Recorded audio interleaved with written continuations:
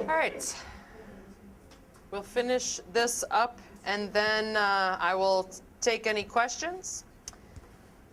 And then we will get to as many of the remaining principles on my wish list here as we can. So he, as part of the last passage that we read, number 8 and 9, point out a couple of things. He says, when he speaks of the right to own things as our own, he always says the private property is in accord with nature, or it is fitting, or it is not in conflict with nature, or it flows from our nature. But never strictly says that the right itself is part of the natural law. Not to get too off on a philosophical tangent, St. Thomas, because it can't really be in nature, because there's nothing in the nature of the thing that says it is mine. So private property is not in nature in that way. But St. Thomas will still call it natural or in accord with nature, because it is in accord with our existence as rational beings who order the world. Now, why do I mention this? It sounds very abstract, and only philosophers would care about that distinction, is that the right to own things as our own is not an absolute right. I do not have absolute authority over the things that I own.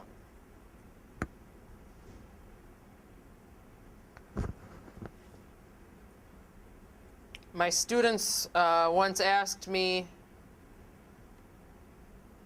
what that meant, and I picked up a copy of some great book we were reading, you know, Homer's Iliad or something.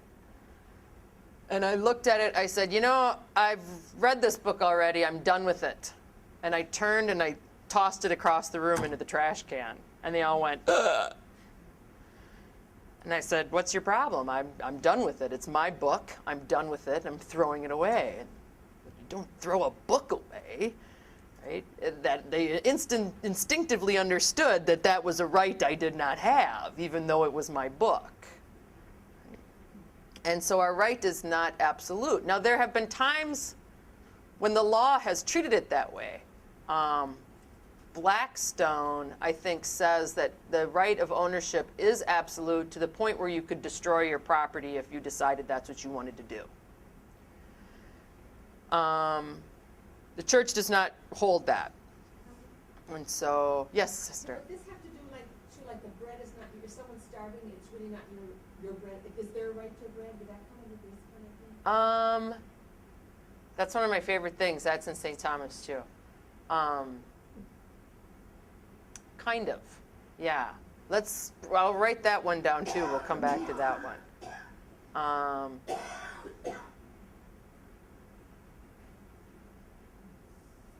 Yeah, if someone's on, in modern times, we always, well, not always, but moral theologians tend to use insulin for the diabetic because it's a more obvious case of you're really going to die if this doesn't happen. And so if I'm sitting here and I own a shot of insulin and you're going to go into diabetic shock and you need this insulin, I would have, not just I would have no right to withhold it from you, but you could even take it from me. And it wouldn't be theft, says St. Thomas. Because the purpose of the insulin is to keep people from dying of diabetic shock, and you're the one who needs that purpose, and so it, in a sense, becomes yours and not mine. Yeah, that's a fascinating part of his property theory. So Jean Valjean, not really guilty.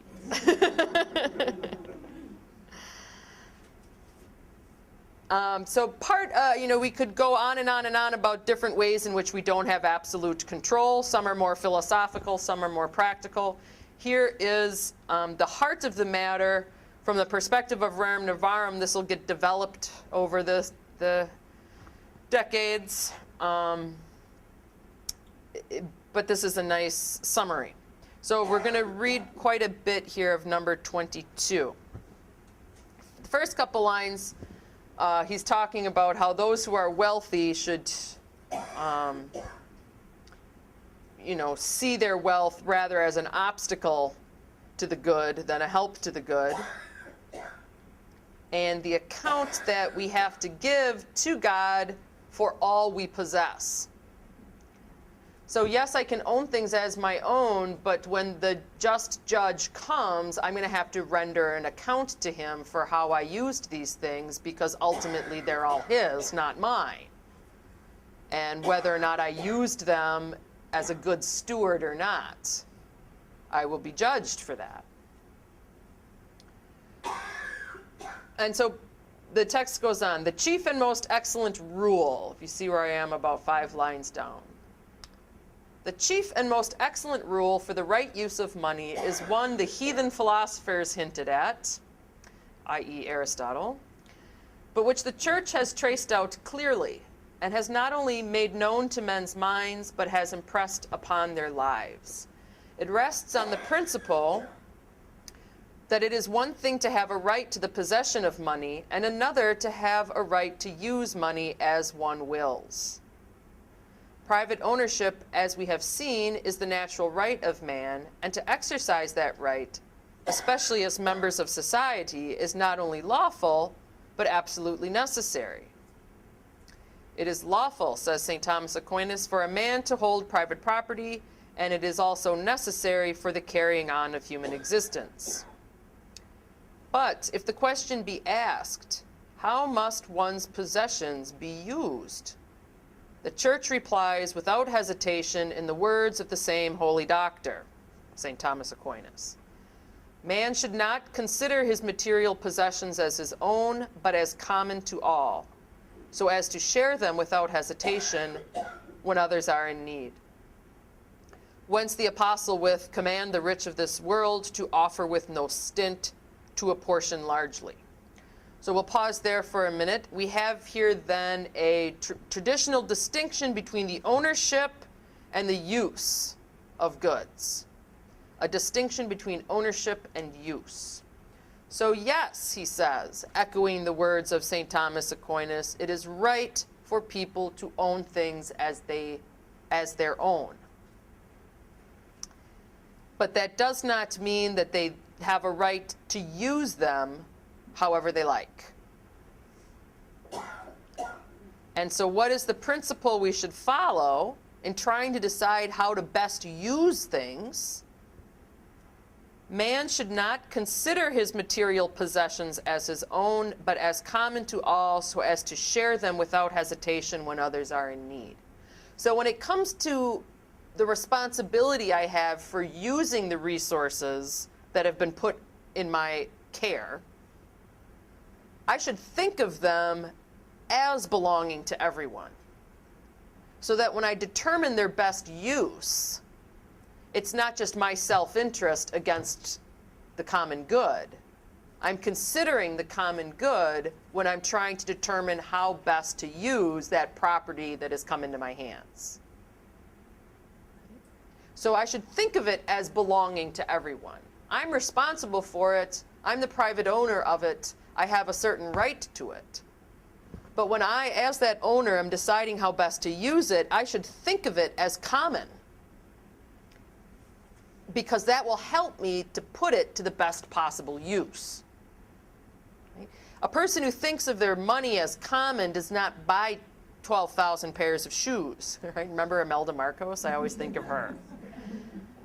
Right? They come up with a better use for those resources because they are thinking of them as resources that belong to everybody and not just to themselves. A person who thinks of things as though they were common to all takes better care of them, right? Takes better care of the environment, you might even take better care of your own things. Like I think about this all the time when I am I rent. I've always rented. I don't own my own home. And there's all sorts of things I would consider doing to an apartment to make it more suitable to me. But then I have to stop and think about the next person who's going to have to live there is probably not going to want this board nailed into the wall or whatever crazy thing I'm doing, right? So you stop and you consider it as a commonly used thing. And that checks you in your pursuit of your own self-interest and helps you to use it as it ought to be used.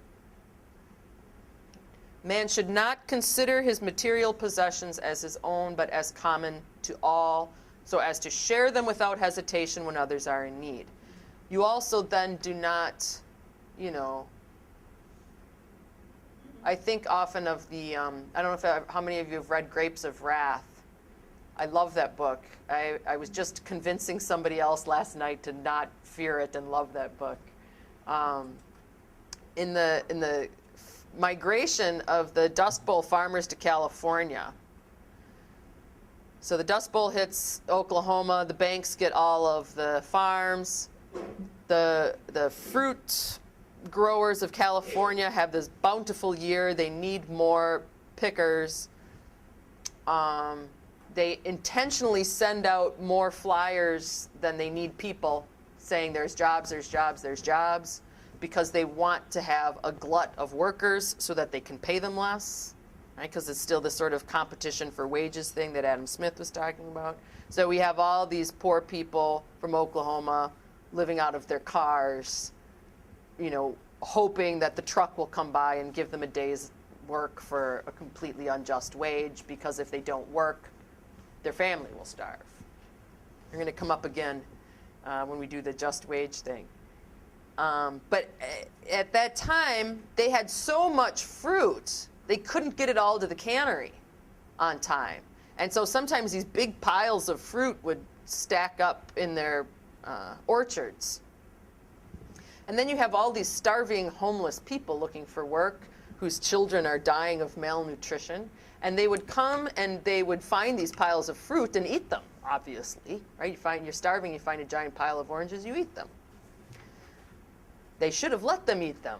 Even according to justice and not charity, they should have let them eat them. But being the,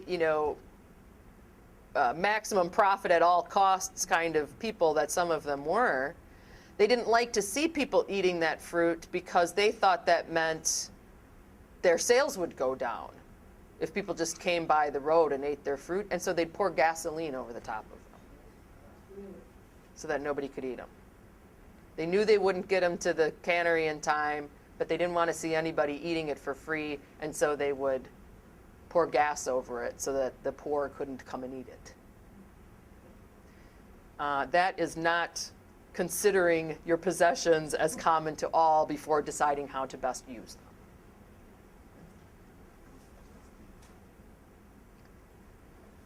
But then we ask ourselves, because we are practical people, what is the limit of this? To offer with no stint, to apportion largely. How large? And so he goes on and says, true, no one is commanded to distribute to others that which is required for his own needs and those of his household, nor even to give away what is reasonably required to keep up becomingly his condition in life. For no one ought to live other than becomingly. But when what necessity demands has been supplied and one's standing fairly taken thought for, it becomes a duty to give to the indigent out of what remains over. Of that which remaineth, give alms.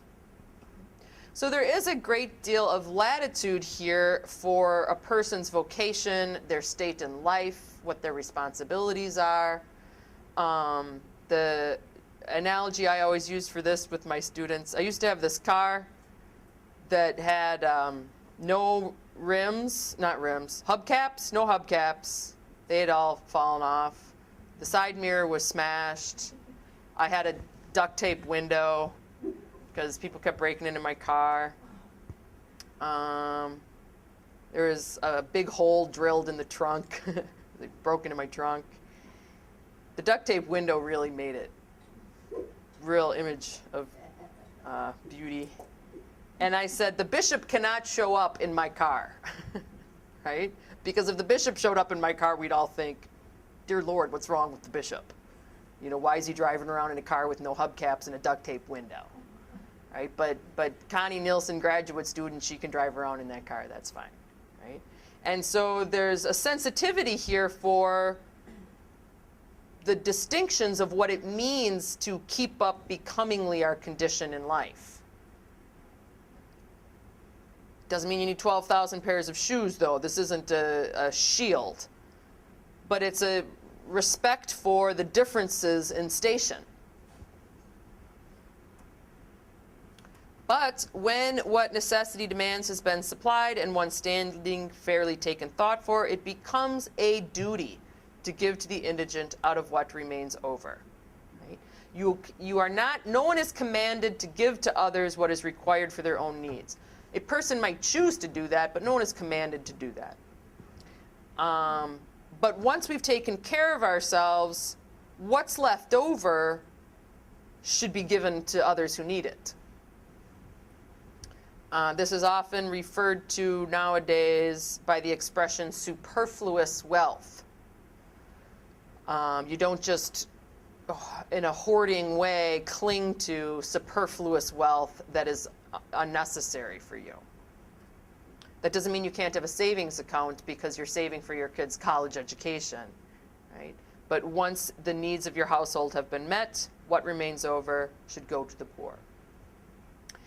Now, later we're going to hear John Paul II say precisely, this is not simply a matter of giving from what remains left over.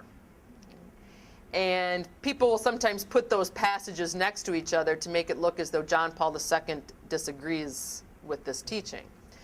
But what we're going to see here in a minute is that Leo XIII is specifically talking about charity now. And John Paul II is trying to make a point about how we still need to attend to the injustice in the structures of society. Right? So John Paul II, you always have to look at the context. John Paul II is saying we have a duty to correct injustice in our society that is more than just giving alms of what remaineth over. It doesn't mean he rejects what Pope Leo XIII is saying about giving alms of what remaineth over being a necessary part of understanding private property. So of what remains over, of that which remaineth, give alms. It is a duty, not of justice, save in extreme cases, but of Christian charity, a duty not enforced by human law. Well, this is a very key political principle. He just sort of throws it out there in passing, and it's very packed with interpretive potential. So this duty to give what remains over to the poor, he says, is a duty of charity. So that means it's not a duty of justice. Because if I have this superfluity, it is not due necessarily to any specific other person. It's a duty of charity that I give it to somebody else. And if it's not a duty of justice, but a duty of charity, then the government can't force me to do it. It has to be a free will act. But this can be completely misinterpreted, as I'm sure you can sense here. So first we have that parenthetical save in extreme cases, which is very important. It's not just a little toss away. Right? The extreme cases, such as Sister mentioned, right? If the person is on the brink of death, if they do not get food and they break into Cops while it's closed to get some food, they are not, properly speaking, stealing, because they they have in their human nature a right to what will keep them alive, and so they need to get it. Now, they would still have to, in order not to be guilty of theft, they would still have to desire to make restitution, pay whatever penalty came from their act. You can't just go about your business and say, okay, well, I didn't steal anything, and leave. But it can become an issue of justice in extreme cases.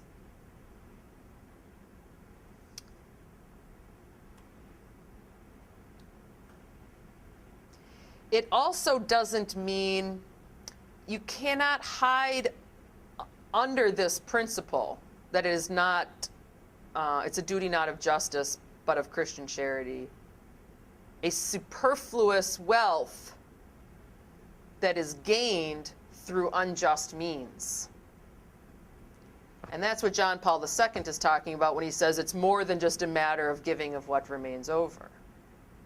If your superfluous wealth comes from defrauding your laborers of their wages, then it's not a question of you charitably giving it to people. The solution to that problem is you start paying your workers what they're due, because your superfluous wealth is actually not your due, if it's coming at the expense of your workers.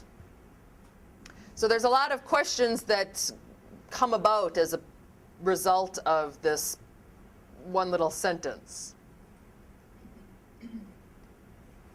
But for those of us who are Christian, leaving aside the philosophical question, for those of us who are Christian, he goes on to say, even though it can't be enforced by human law because it's an act of charity, not a justice that is owed, the laws and judgments of men must yield place to the laws and judgments of Christ, the true God, who in many ways urges on his followers the practice of almsgiving.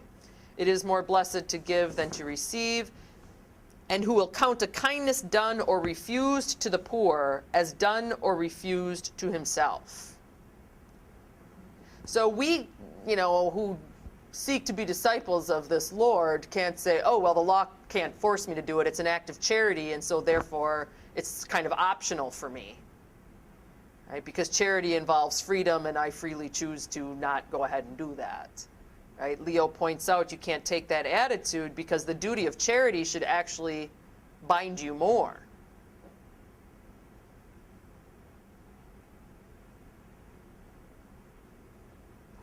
And this understanding of the distinction between ownership and use, that it is one thing to own something as your own, it's another thing to say that you can use it as you will.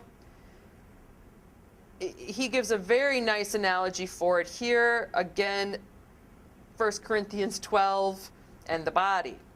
He says, to sum up then what has been said, whoever has received from the divine bounty a large share of temporal blessings, whether they be external and material or gifts of the mind, has received them for the purpose of using them for the perfecting of his own nature, and at the same time that he may employ them as the steward of God's providence for the benefit of others. So imagine this teaching if we're discussing talents, natural-born talents. Say I am a great doctor. I have a great gift for diagnosing people and healing them. That gift has been given to me not to sit and enjoy my great gift. It's been given to me so that I can perfect myself and be of service to my neighbor. Any gift, he says, that we have is meant to be for the perfection of our own nature and for the building up of the whole community of the human race. And so we can look at external material wealth in the same way. Right? Because I could say my gifts, in a sense, are mine. I own them. I can use them. It's up to me how they're used. And still acknowledge that they completely come from God, and I am meant to do something for the service of my neighbor with them. Okay? We could say the same thing about material wealth, right? That it is mine. I have the freedom to decide and the responsibility to decide how to use them. but ultimately they come from God and must serve a purpose for my neighbor to the glory of God. So that is the distinction between ownership and use, which sort of rounds out the property theory of Rerum Novarum. If you go over the page, we won't look at all these passages. I hope that you will read them at some point on your own. They highlight what I have been saying, that the purpose of private property is not to thwart the distribution of goods, but to accomplish the distribution of goods. And so Leo XIII looks at the mass poverty of the 19th century. Well, Karl Marx looks at the mass poverty of the 19th century and says, private property is the problem, we need to eliminate it. Leo XIII looks at the mass poverty of the 19th century and says, private property is a right, and the way we're going to solve the problem is to find a way to make sure that everybody is enjoying this right. So we don't take private property away from people, we make sure everybody is getting that right fulfilled. Right? And so then the question becomes, how do we best accomplish that? Right? That's the economic question. Okay, so I can take a few questions if you have any. I think I sort of answered the two that I said I'd get back to over with the help of Monsignor Bertilla.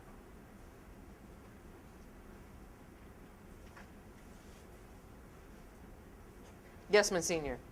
John, you got me thinking when you were talking about the universal destination goods, nothing in the field says I am Farmer Brownsfield. Brownsfield. You got me thinking about intellectual property. And trying to think of the most extreme example of a novelist who thinks that the novel is really almost inscribed in the novel is his own creation Right. and idea. So to take that most extreme example, you could almost say there is a kind of property that is inscribed in it, one's own portion in a way. Mm-hmm. And yet as you went further through, it seems that also inscribed in everything is not just, well, also inscribed in that idea of the novelist is a purpose, I guess, for each. And each thing has its purpose as well. And so we see in our laws that, a novelist doesn't have an absolute right to his work. Yeah. But it seems to almost conflict a little bit with the kind of notion of freedom of our own ideas, or freedom of the spiritual nature of our rationality. What was it in that sentence? You said it seems to conflict with, but I've lost the antecedent. The idea, my own idea, is a path in itself inscribed in universal destination. Right. I mean, I'm thinking, I'm saying this, I guess it does. Does it Yeah, make that's an sense? interesting question. So intellectual property, I have more strictly speaking created. Yeah, it's creative. I didn't need the resources of the earth to create it. And so what's my obligation? I would say it still does, you would still have to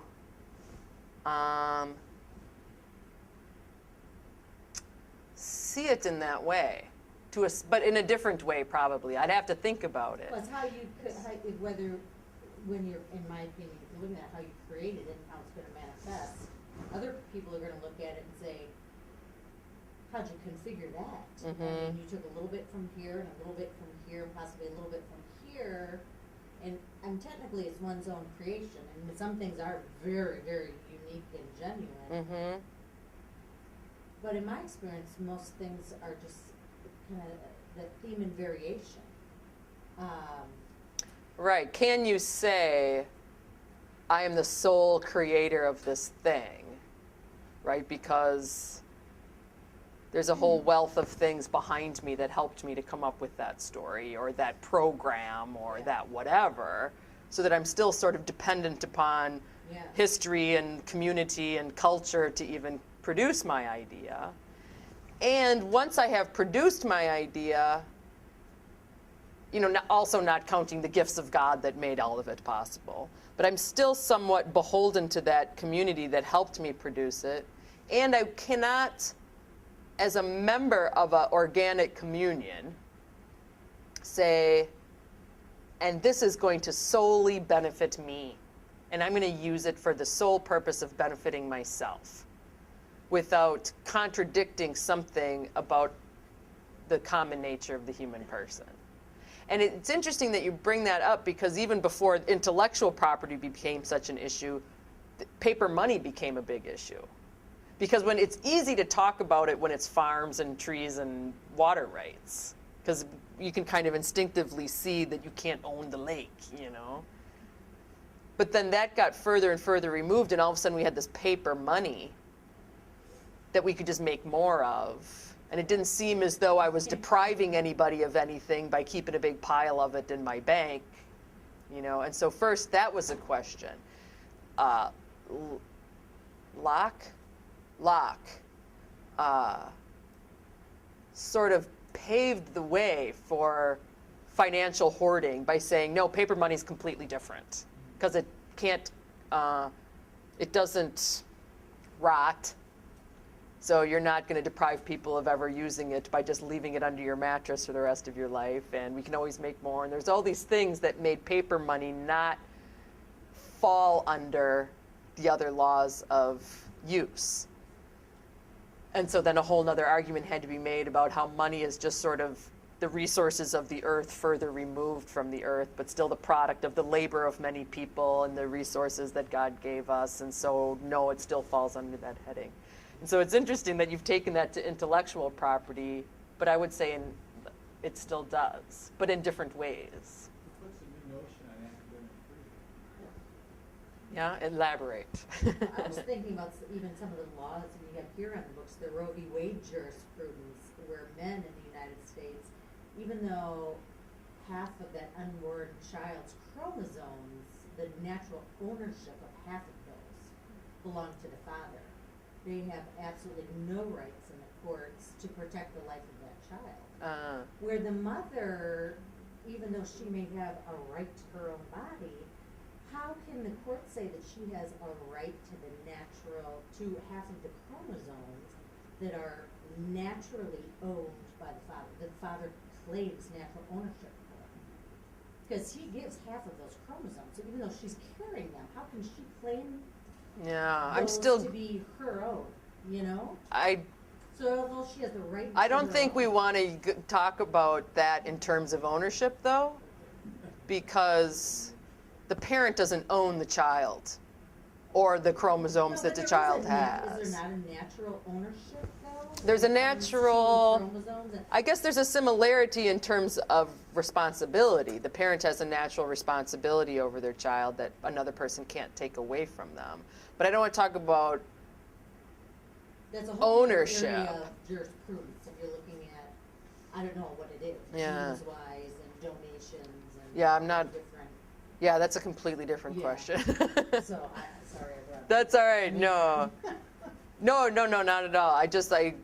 Ownership of,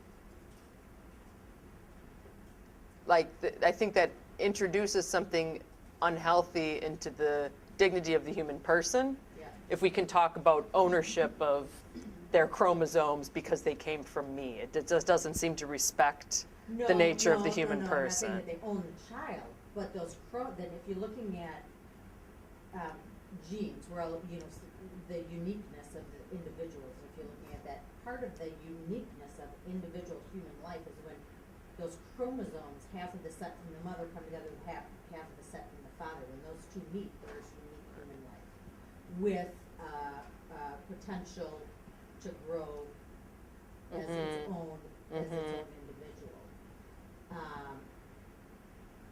So I guess what I'm saying is not the ownership because it was given, but going along with the inheritance, where you can say you can inherit, you can will to a child or to one person, but you can't say forever it will be. I mean, it almost seems like there's at least one handoff, one generation, or one. It seems like everything seems to be at least one it's okay one time. Mm-hmm.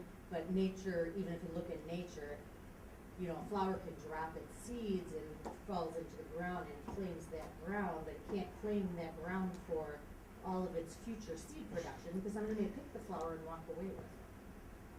But it seems like there's that one natural handoff. That I don't know how, I don't know. Yeah. I don't know. On this question, you mean?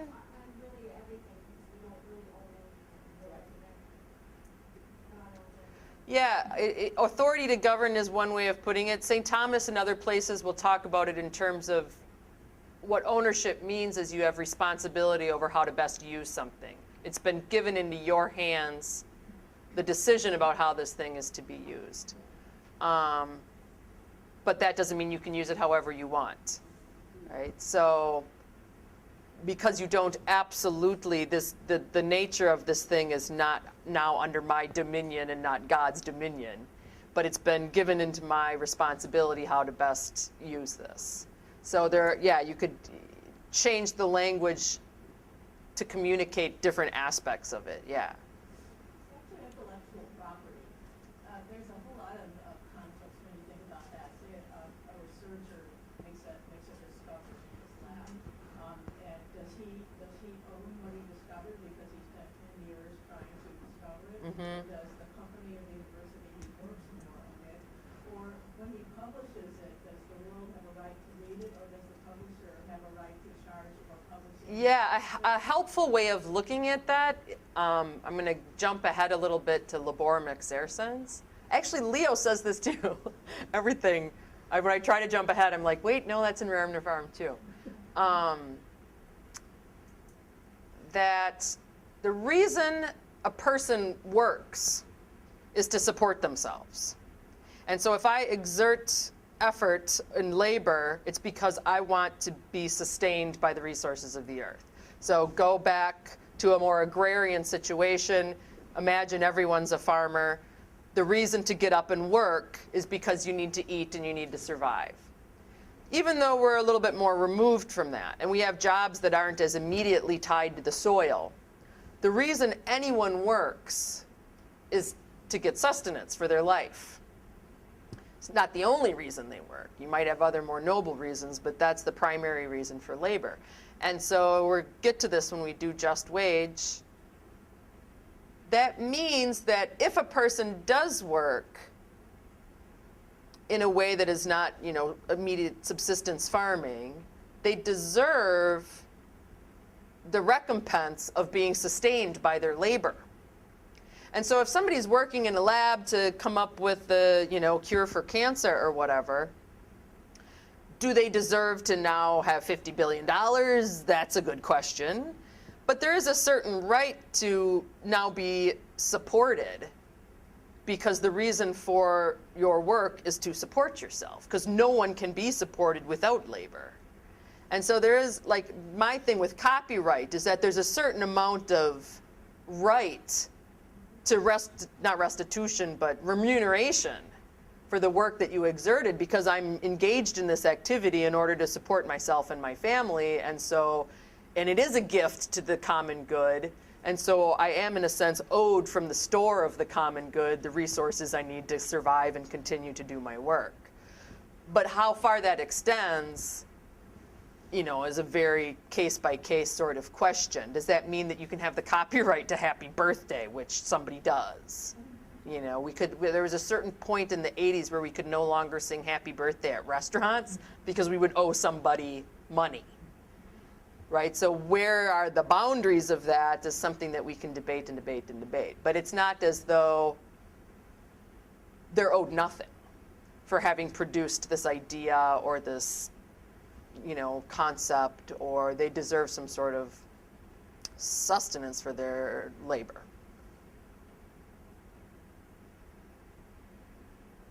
Any other questions? That was interesting.